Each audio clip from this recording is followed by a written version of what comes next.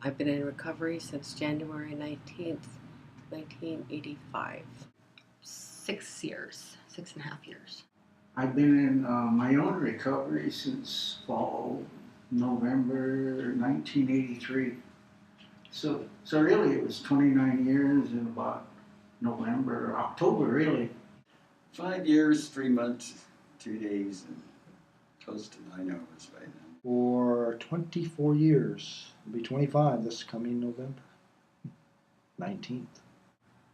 I've been in recovery since October 28th, 1985, 27 years. 6 years. I've been in recovery 11 years, 7 months, and 13 days today. I'm starting on my 7th year. I'm guessing it might be longer.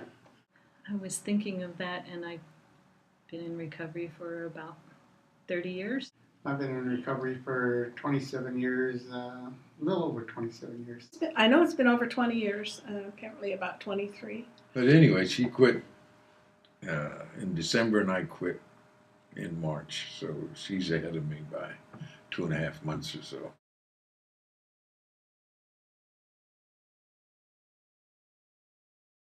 When I start learning how I came to be, why I end up in addiction was the best part of my recovery.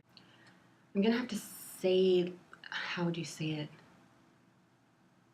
Like meth steals your soul. So I'm gonna have to say how I look at things now, like insanity or whatever. Like just being able to focus and watch my children grow, and because basically when you're on meth, you don't care about anything. You're not focused on anything, and now I'm like truly focused on stuff, even little things like what my children do, what people say, how people talk, just everything like that. Probably the best thing might have been in the early years, where I got to know my grandparents more, or my grandmothers and my grandfathers more that were in the longhouse, because I went back into the longhouse in that same time and started learning to worship religion. The best part of my recovery today is I've grown up.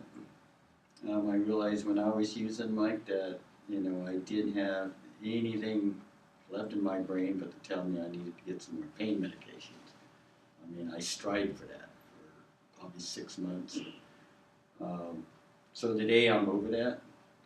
I'm not totally healed because you never do heal from those thoughts. Life, enjoying life.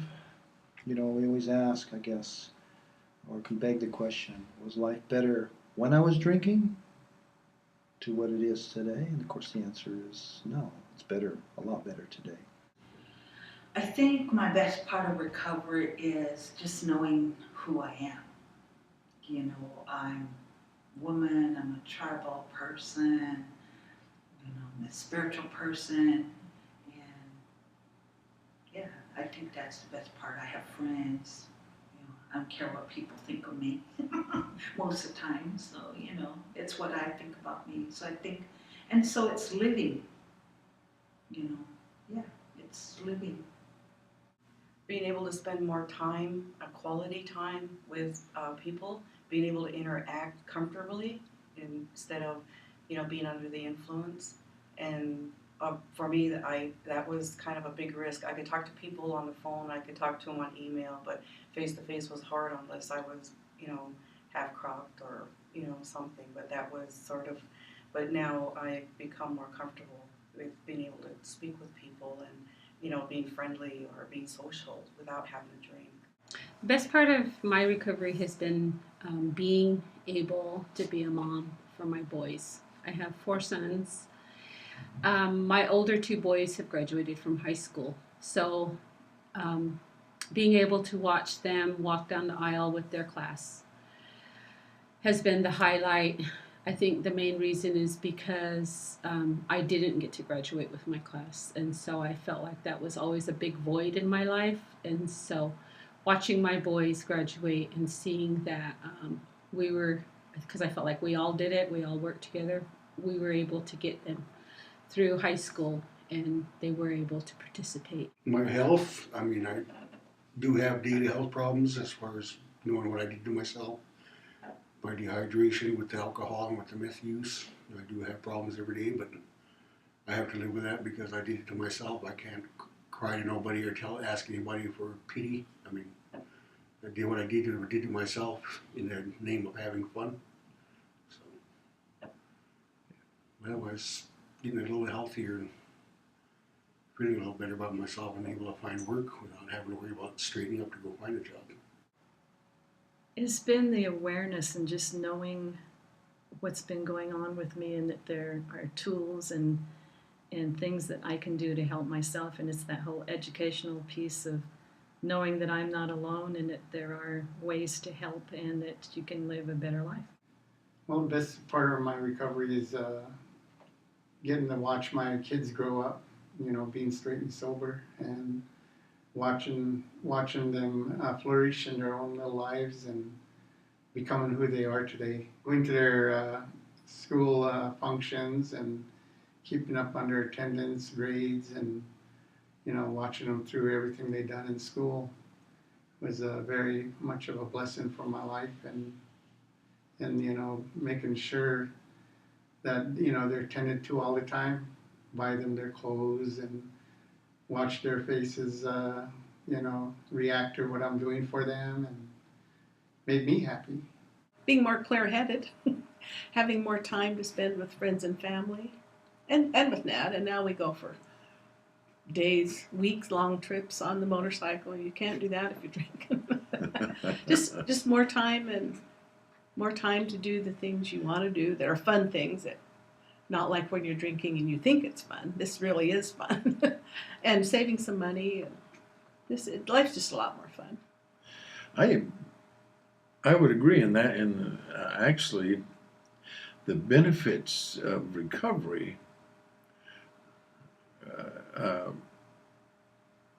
are, you know, magnificent. They're just every area of your life improves, and like Mavis mentioned, having real fun and having more time for each other and for the family. But that includes friends too. You have more times for quality relationships, are real, and just so many areas that I can't think of anything that doesn't improve.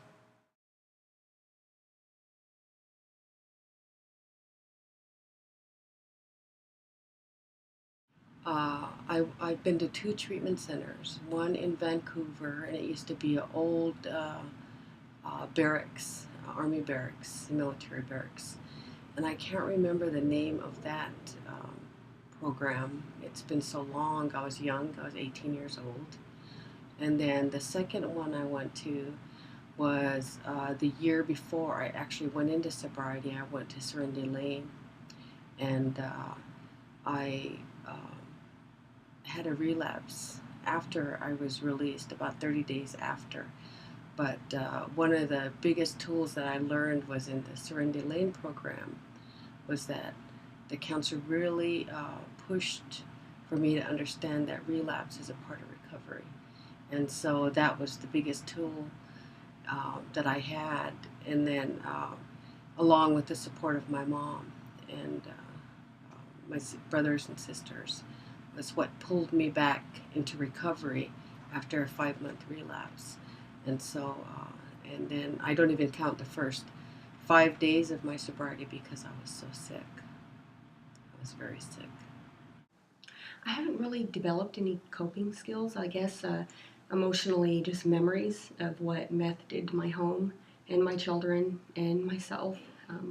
When I think about stuff like that, then it helps me. A combination of love and support of family, you know, and I don't underestimate family. And so it was getting to know a lot of my family a little better. And I think the other part probably is just getting to know a lot of other people out, you know, that are within the Longhouse. I mean, not only here, but in other reservations. You know, getting to meet people around the Northwest, kind of like, you know. I think that's kind of, and just learning, I think, more positive thoughts, you know, and not dwelling on the negative too long. You know, you kind of talk about them and let them go, you know, and learn from them. Hopefully, and like mistakes, go forward.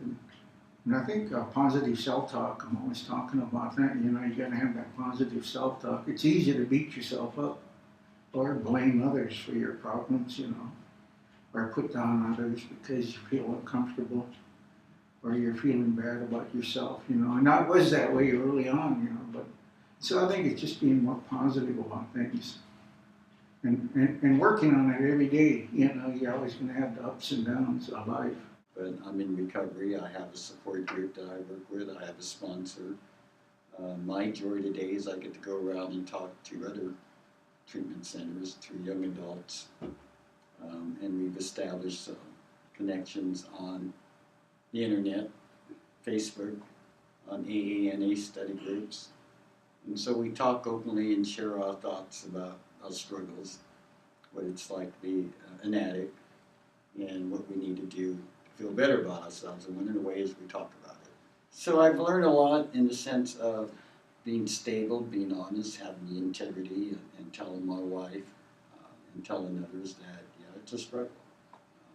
It's not as bad today as it was when I was in treatment, but I learned a lot in treatment. I learned that I needed to talk about it, that nothing's impossible, that we could sober up. We could do our checklists and inventory daily, and I know I could turn to family and friends and say, hey, I'm having a bad day, and that's okay to talk about that, so I've opened up with that, as opposed to isolating myself. Running, of course, you know, I enjoy outdoor sports, hunting, fishing, but I guess for me, on a more personal note, you know, the immediate quick fix for me in maintaining my sobriety has been running, jogging. So I've been doing that for 40-some years now. I thoroughly enjoy it. Gee, just so many. I think main one today is Washa. Go to Sunday service every Sunday. I'm blessed with a lot of friends to be able to be open and honest with, to share my feelings. So like I have a lot of trustworthy people. So reading, prayer, being out in nature, family. Early on, it was this center primarily. I would call up and any of the ladies that were available or any individual that was available when I was having a hard time, I could talk to them 24/7, anybody. When I was having like a really hard time and I just wanted to go, because I could go find it. It's easy to go find it, but it's hard to reach out and ask somebody, I don't want to do this. You know, I'm tired of doing this, but it was easier to go out and find it. But then it was my choice. I wanted to be able to quit and see, you know, because it was out of my comfort zone. But literally, this center was the big portion of it to where I could call up and have a resource available for me that I can talk it out with an individual. Spirituality. I found immediately that you have to have a spiritual foundation. There's going to be times people aren't going to be able to be there for you. There's going to be times people are not going to be able to help you with some of your problems that you're dealing with. And having a spiritual foundation is key in being able to get through the tough times. Having a support system, you know, being able to have somebody that you can call from time to time as needed is important.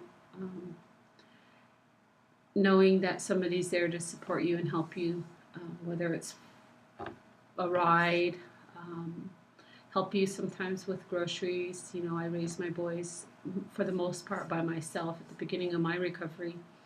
So I had 3 boys, and then later my niece and nephew. And I depended on friends and family to help me through those first few years of sobriety.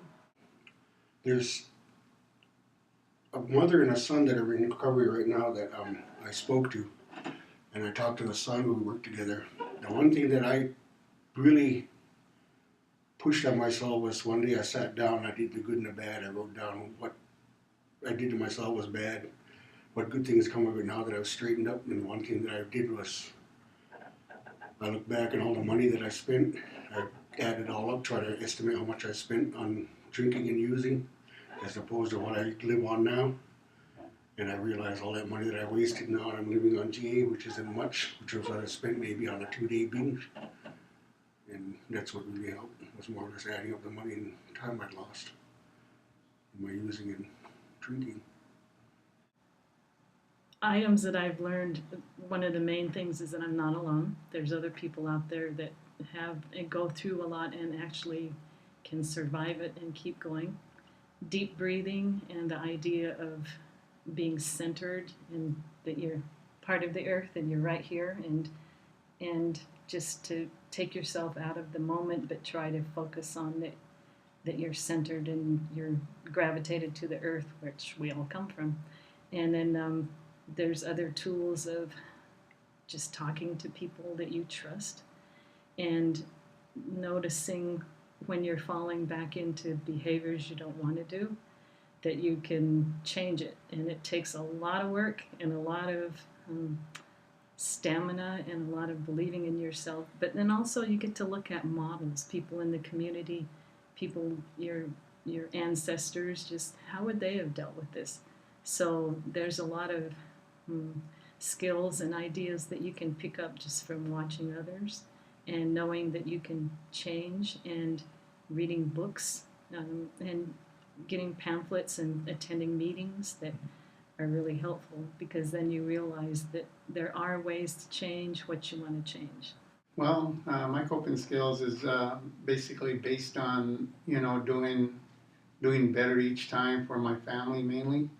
And then furthermore that, I'm an artist. I do a lot of pen and ink. Could do a lot of paintings. I did a lot of pencil work in the beginning. Right now I'm into my pen and ink art. Doing really good with that. I do a lot of carvings, elk and deer antlers. I do wood. I do a lot of different carvings of fish and bear and fit, different kind of emblems, I guess, and what they make me feel. I do a lot of eagle heads, a lot of necklaces, and put together sculptures and stuff with my carving. And then I do a lot of hiking, looking for antlers, and then I do a lot of hunting and fishing. Trouble. I had really bad hangover, so that kind of did it for me. But we moved out to the fish hatchery where I was employed, and there's just no place nearby to go out drinking except Canada. Any place you have to drive, then you have to drive back home again, and you're not sober. That's not a good thing. So that's all it took. I guess that's what fish are for. Hey, we came up with something. Hey. But anyway, talking about drinking and driving, we've lost, in all of our years, we've lost a lot of good friends from drinking, and mostly it was because they drank and then they drove. And that's really sad. I wish they were here today. Just some friends that I had. One was Delvis Heath, who had quit. Delvis and I go back a long, long way, and we've been friends forever. And back when we were youngsters, and that was about the turn of the century, and last century. It's time immemorial. Time immemorial. But Delvis had quit for quite a while, and if I would be struggling with that, I'd think, well, if Bullneck can do it, I can do it. And I had a brother-in-law who's no longer with us, Kelly Beamer, but Kelly had quit. And I think about Kelly too, that, well, gosh, Kelly did it, I should be able to do it. So those two people really helped.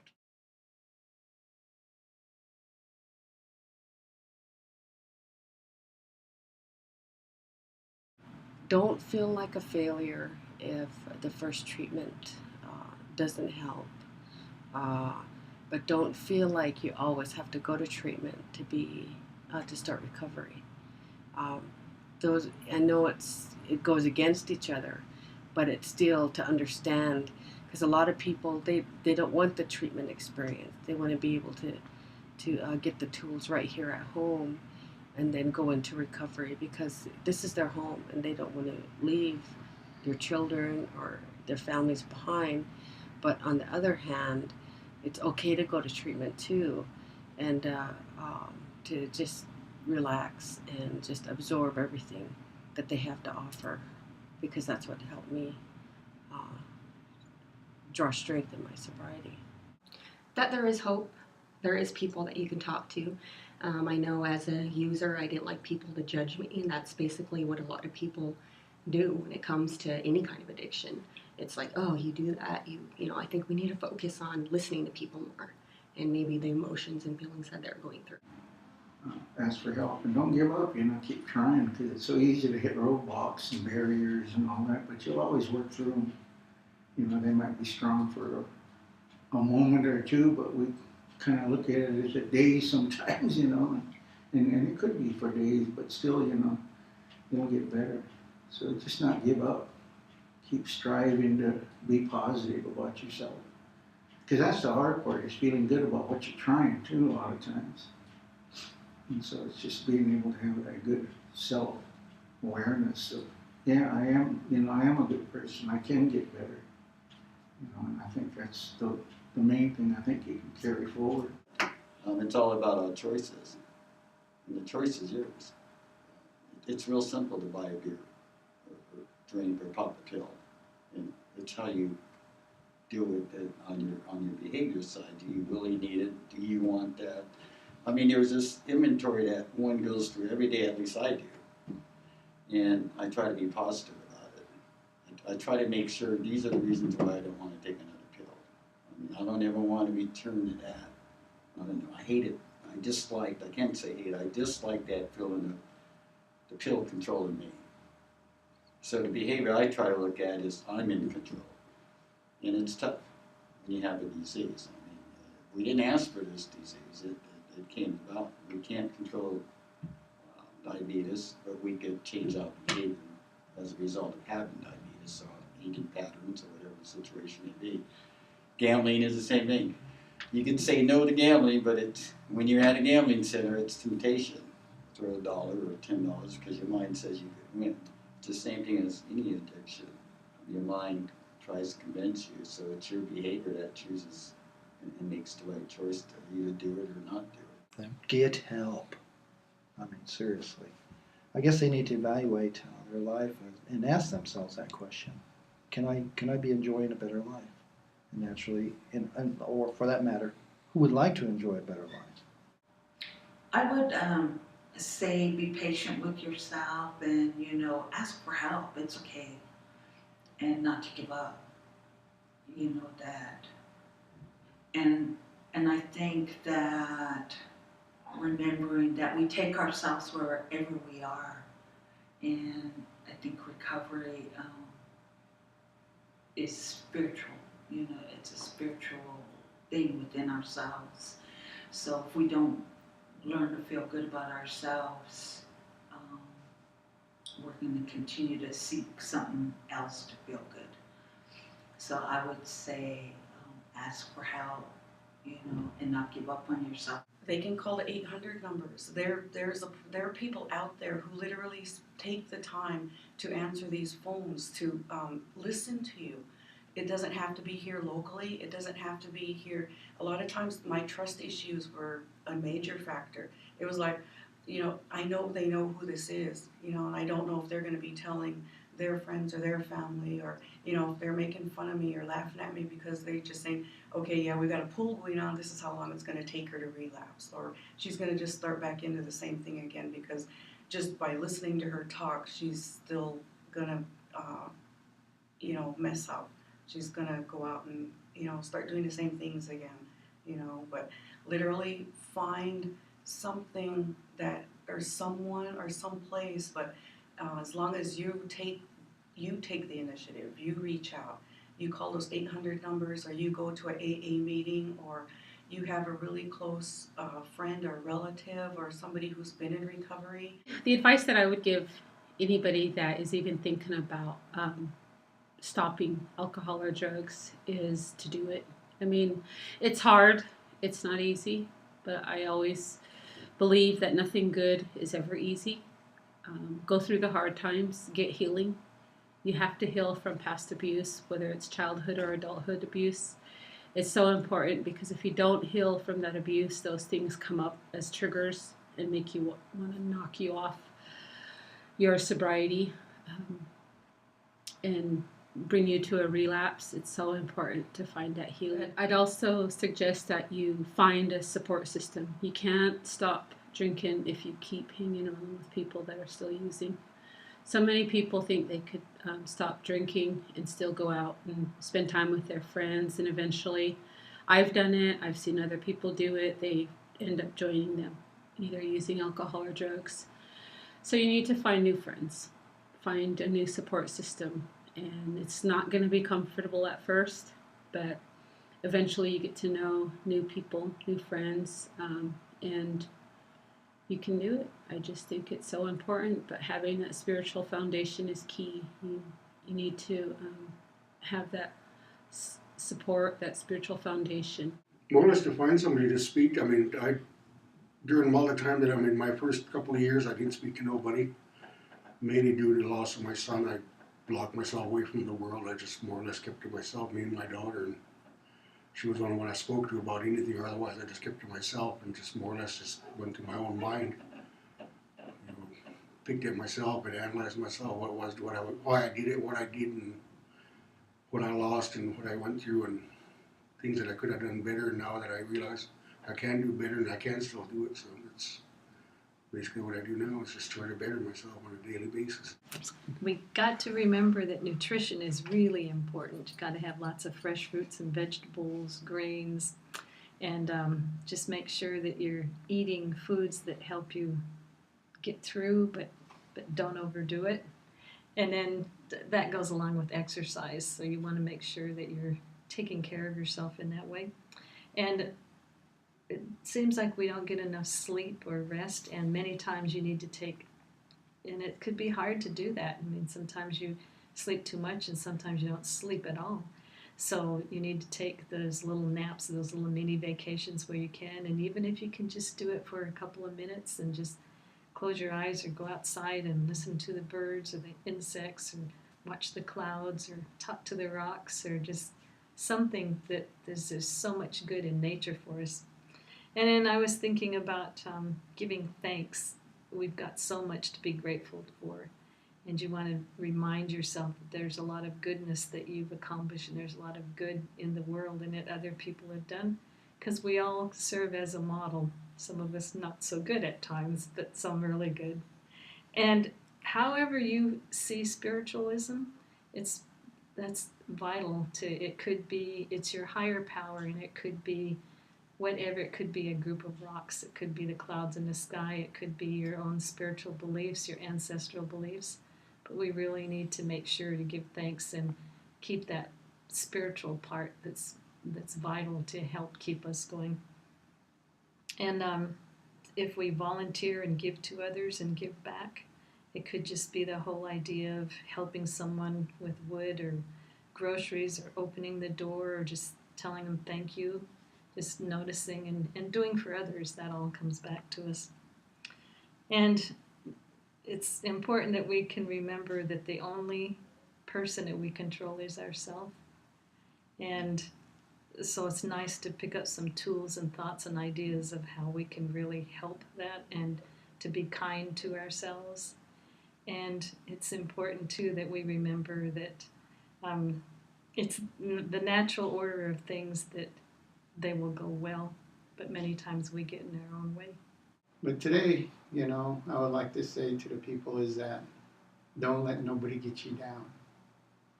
Because he who angers you controls you. Or she who angers you controls you. It's not hard to quit drinking.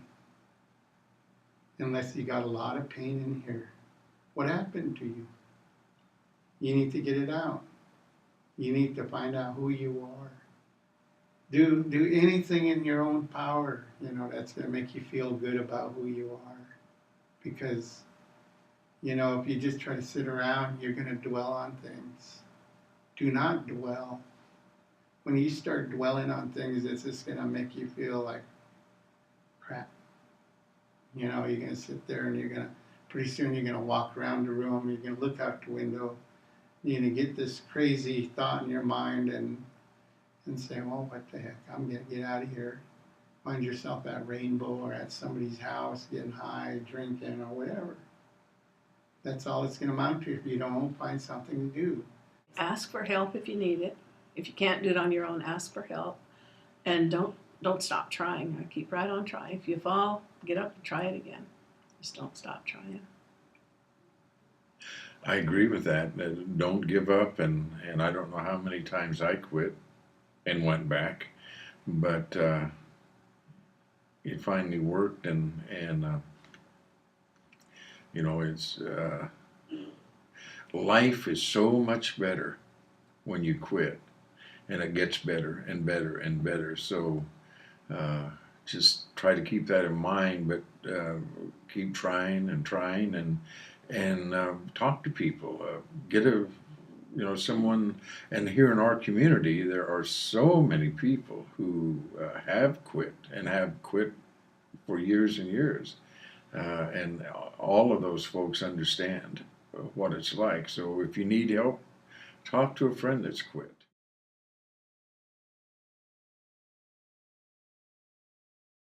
Good. Thank you for your time, and got a lot of really good sound bites in there, so I think that would be good. Okay. Too.